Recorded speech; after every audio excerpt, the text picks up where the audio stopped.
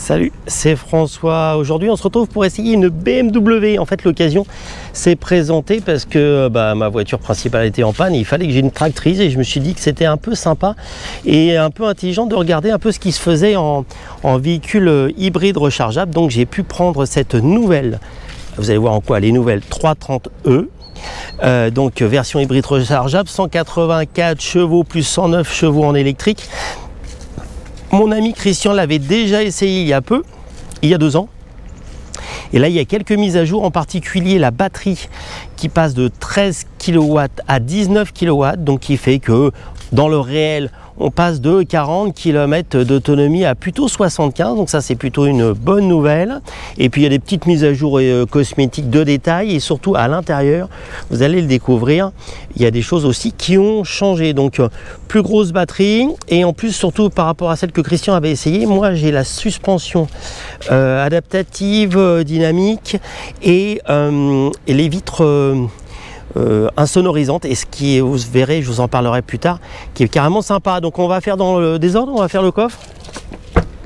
400 litres, c'est plutôt pas mal. Bon, petite pour enlever, ce qui est pas mal. Je fais un peu la place. Les câbles, on les glisse là-dessous, c'est pas mal. Alors c'est pas très pratique parce que, enfin, de toute façon, comme chez aucun constructeur, c'est-à-dire que si vous avez le coffre rempli, pour récupérer les câbles, c'est un peu la misère. Mais en tout cas, il y a la place pour ranger. Ça fait 400 litres.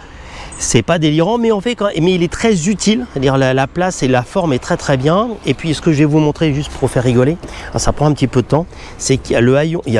Oh, qu'est-ce que je suis bête. L'attelage électrique, et donc qui disparaît complètement. Et quand on a besoin, il est tel le miracle, il arrive à apparaître derrière. Donc ça, c'est très bien. Je vous parlerai de la conduite avec l'attelage. Mais en tout cas, voilà, je vais vous faire cette petite présentation là. À l'arrière, c'est plutôt spacieux, sincèrement. La banquette arrière, comme souvent, est un petit peu verticale et le siège un peu creusé. Et la partie centrale, dans la partie dossier, un petit peu raide. Mais ça, malheureusement, ça n'est pas que chez BMW. Les 2 recharges, la climatisation séparée 4 zones. Et puis un truc qui est plutôt très sympa et qui n'est pas si cher que ça, parce que de tête c'est 1700 €, entre guillemets. Vous avez un superbe toit ouvrant à cet endroit-là. Et puis pour revenir sur la partie avant, on a des choses qu'on ne voit pas toujours parce qu'il y a le tête haute d'origine, la planche de bord avec le TEP avec les coutures, finition couture bleue, l'intérieur M avec les coutures bleues, donc c'est du cuir, du vrai sur la partie avant, le volant bien sympa, et on va essayer de le rallumer parce que cette coquine se coupe continuellement et ça fait partie des choses assez pénibles. Je vais revenir, vous voyez, voilà, l'écran est très grand, plutôt sympa, et la partie avant qui est aussi plutôt agréable. Je peux vous dire d'autres, il y a pas mal de rangements. On peut mettre des petites bouteilles, ça c'est bien. En optionnel, là on a le réglage, on a la mémorisation des sièges. Voilà, cette finition là, moi je suis pas hyper fan de le petit gris avec les petits dessins. La grosse option qui est sympa, je vous en parle après, c'est le Harman Kardon. Les vitres à l'arrière teintées et surtout qui intègre l'isolation phonique avec un film intérieur et qui marche vraiment très bien. Et c'est ça que je voulais vraiment vous dire, c'est que cette auto là m'a vraiment bluffé, tant par la suspension avec la suspension adaptative que plutôt aussi avec les vitres qui sont carrément très sympas. On est bien assis, bien installé, c'est un petit peu raide, je le redis après, vous allez voir. Donc c'est du BMW dans ce qui se fait de bien et plutôt pratique, agréable. Et puis le petit défaut, la recharge à induction à cet endroit-là, il faut fusiller le mec qui a fait ça chez BMW. Déjà, elle chauffe, ça fait chauffer et surtout, c'est totalement inutilisable. On ne peut pas regarder le téléphone de temps en temps, il faut aller fouiller, c'est super dangereux. Ça, je trouve ça un peu couillon. Donc voilà le petit tour, la coudoir à cet endroit-là avec mes bonbons pour tenir le choc. Voilà, et puis le toit ouvrant qui est vraiment cool. Salut à tous, c'est François pour le nouvel automobiliste, Road Story et Automatin. Aujourd'hui, je suis en BMW, vous l'avez découvert. En tout cas pour mon petit tour de caisse statique. Et me voici au volant. Alors, au volant, je l'ai été assez longtemps parce que j'ai quand même réussi à faire pas loin de 1200 km avec cette auto, une partie sans tracter et une partie en tractant. Donc il y aura deux parties par rapport à cet essai. Et cet essai, vous pouvez le retrouver parce qu'en fait, c'est ni plus ni moins qu'une évolution. Cette voiture évolue et mon ami Christian du Nouvel Automobiliste a déjà fait l'essai il y a à peu près 2 ans, où il y a déjà une bonne base, pas mal de choses intéressantes, surtout que dans son cas, il y avait, comment dire, on n'avait pas les mêmes options et donc la voiture n'est pas tout à fait la même et je vais y revenir par rapport au plus de cette version-là. Donc voilà. Donc quoi vous dire? Déjà installation au volant, donc c'est une version M avec les sièges M et bon, on est bien calé, c'est raisonnable, c'est pas trop calé. Pour moi, ça reste relativement dur, même si j'aime bien, et je trouve dommage qu'il n'y ait pas beaucoup de marques qui arrivent à avoir un siège où vous êtes tenu et qui n'est pas trop dur. Donc voilà, donc ça c'est un des petits points intérieurs. Bon, sinon chez BMW, ça fait une voiture, on trouve facilement sa position de conduite. On a plutôt pas mal d'espace, que ça soit dans les cages à pied, etc. Donc ça, on l'a vu aussi en statique. Mais au volant, je vais revenir, il y a des choses très importantes et très intéressantes. La voiture que j'ai, elle a la suspension adaptative, qui est vraiment très très bien. Et l'autre point qui est extrêmement performant et agréable, elle a pas le double vitrage, mais un vitrage avec un film, en fait c'est des verres feuilletés, avec un film intérieur isolant phoniquement. C'est absolument génial. En plus, encore une option, j'ai le Harman Kardon dedans, c'est un vrai bonheur à rouler, même en Allemagne bien sûr, à 160-170 km/h, vous écoutez la musique sans élever le son, vous avez une superbe qualité, vous avez une filtration des bruits qui est absolument géniale. Comme globalement la voiture, le moteur, bon, c'est un 4 cylindres, 184 chevaux avec 109 chevaux en plus en électrique, on y reviendra sur la puissance, on l'entend fort peu. Donc ce que vous entendez, c'est les bruits d'air et les bruits de roulement. Et là, avec ces vitres, ça disparaît complètement. C'est une option aux alentours de 450 €, mais c'est absolument incontournable de l'avoir. Donc pour moi, ça c'est incontournable. La suspension M adaptative, pareil, c'est incontournable. La voiture, il faut le dire vraiment, à part moi je trouve les sièges un peu durs, est fantastique à rouler. Il y a un très bon compromis en termes de suspension. C'est une voiture extrêmement reposante à rouler. Pour quelqu'un qui veut faire beaucoup de kilomètres, c'est super. Alors les petits défauts, c'est que donc c'est une hybride rechargeable. J'ai roulé avec une remorque et j'ai roulé sans, et à chaque fois, parce que moi ça n'arrive qu'à moi, j'ai du mal à trouver des endroits pour recharger, donc j'ai beaucoup roulé hors recharge. Et au-delà de la consommation qui reste encore raisonnable, parce que vous êtes aux alentours de 7,5 litres en mix et vous descendez à 6 litres si vous roulez vraiment léger, et si vous roulez fort à 8,5 litres, batterie vide. Et si vous utilisez la batterie pleine, bah vous oscillez entre 1,5 litre au début, et après sur du mix vous remontez à entre 5 et 7 litres. Bon voilà, donc c'est vraiment en fonction des utilisations et de la recharge de la batterie. Et on reviendra à la partie traction après, quand on tracte quelque chose. Mais vraiment, ce qui est embêtant, c'est que c'est l'autonomie. À 50 km d'autonomie, donc je suis censé ne plus avoir grand chose dans mon réservoir, j'ai mis 37 litres. Donc 37 litres, quand vous faites 7-8 litres, ça vous emmène pas très très loin, ça fait 400 km tout péniblement. Et si vous tractez, donc je vous déflore le truc, sans recharge de batterie, parce qu'on y reviendra, vous pouvez pas recharger la batterie quand vous roulez avec une remorque. Moi j'avais une remorque à peu près 1000 kg, donc relativement légère, et pas un mur parce que c'était juste une MX5 derrière, vous pourrez regarder les photos. Je suis monté à 12. Et à 12 litres, quand vous avez 36 litres de réservoir, vous passez votre temps, votre arrêté, vous avez l'impression d'avoir une voiture électrique. Donc ça, c'est vraiment pour moi un point dommageable par rapport à ça. Bon, sinon, quoi vous dire d'autre? Voilà, la suspension, l'éclairage est super. Alors c'est aussi du LED qui fonctionne très bien. Bon, chez BMW, ça faire des voitures, c'est vraiment super. Il faut choisir les bonnes options. Et c'est là où je vais dire qu'il y a le petit bas qui blesse, et ben c'est que à 65 000 euros d'entrée, déjà c'est un petit peu compliqué, et vous rajoutez sur la voiture que j'ai quasiment 22 000 euros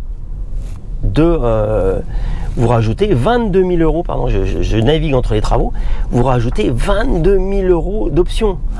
Alors il y a des choses pas indispensables, mais globalement, alors j'ai le grand toit ouvrant qui est absolument super, 1700 euros, je trouve ça relativement raisonnable.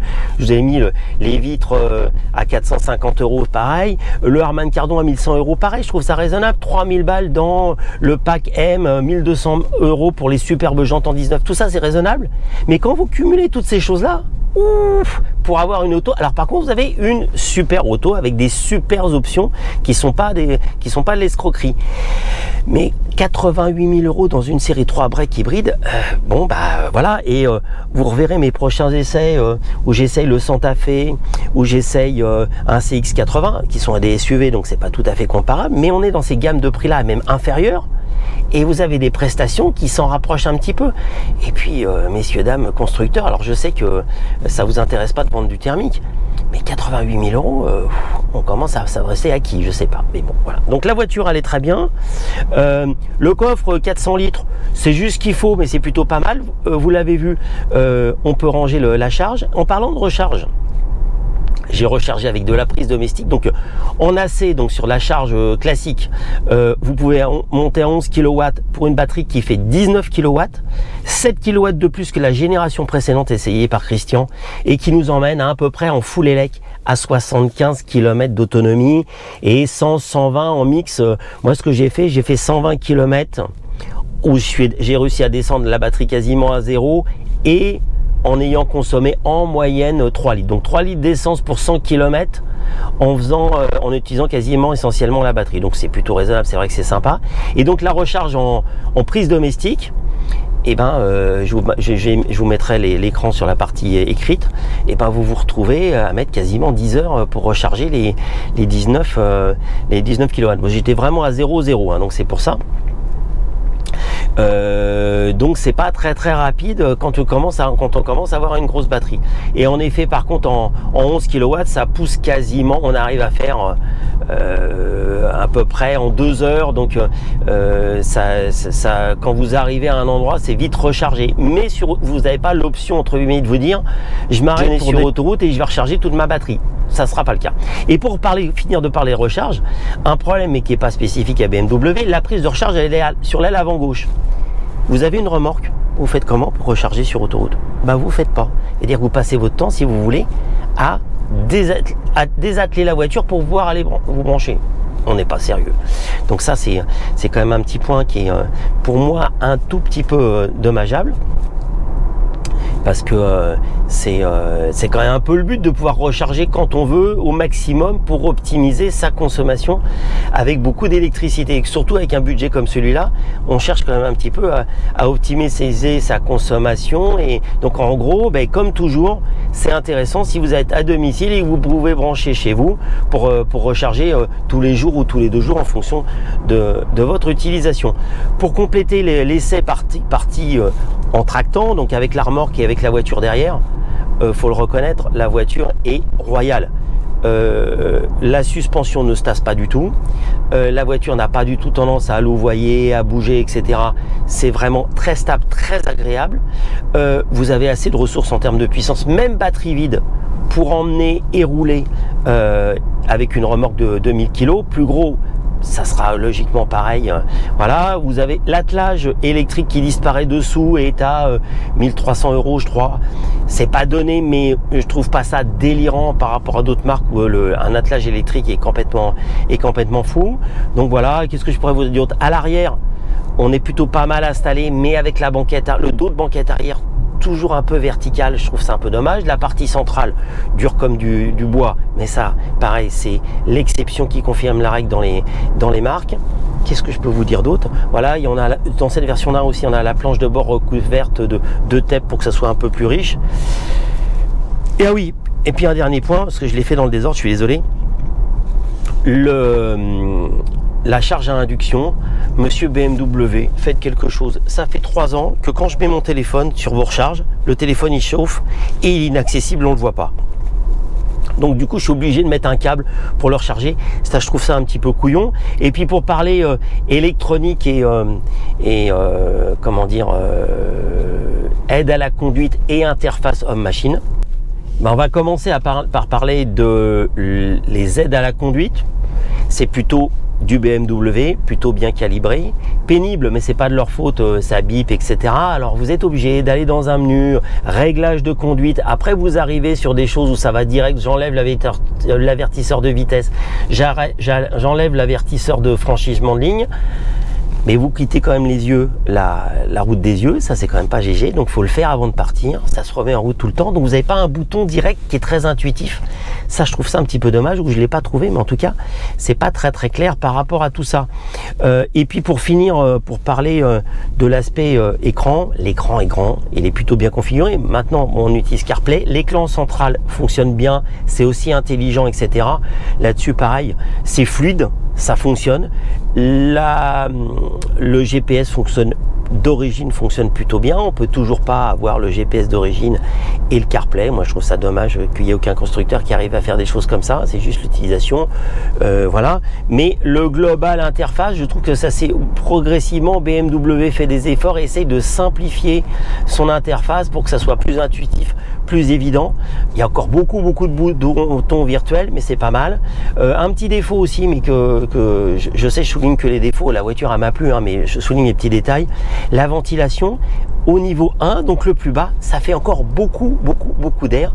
Il faut passer à 0 pour pas avoir ce courant d'air froid dans le visage régulier.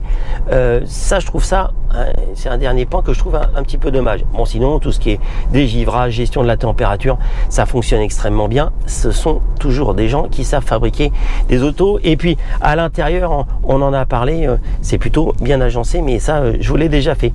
Donc voilà le point. Et puis je vais m'arrêter pour vous donner un petit point tarif détaillé, parce que je pense que c'est quand même un point pas négligeable. Donc cette version, ce véhicule en version Touring X-Drive 4 roues motrices, donc il faisait aussi sûrement la sérénité en termes de roulage. Alors, je vais m'arrêter rapidement à cet endroit là, c'est pas bien, hop, voilà. Et donc je vous fais juste un petit mot, si j'arrive à attraper les papiers, hop, option jante 1250, frein M bleu 750, direction finition M Sport 3000, suspension Select Drive 650, attelage 1150, c'est ce que je disais, plutôt raisonnable entre guillemets, tout ouvrant panoramique 1750, projecteur Advanced Blue LED 900, Harman Kardon 1100, pack innovation Drive Assist, parking, accès confort, pas même blablabla 1400, et pack confort pareil qui me sert pas à grand chose non plus, 1400 €. Total de la bête essayée 22, alors j'ai plus le détail évidemment, 65 000 € plus 22 500, donc qui nous amène à 87 900 €. Voilà, donc la qualité se paye. Je vous embrasse, à bientôt pour un nouvel essai, et puis en particulier, qui est pour moi quand même, chose un peu comparable, à venir le Santa Fe hybride et le CX-80 hybride. À bientôt.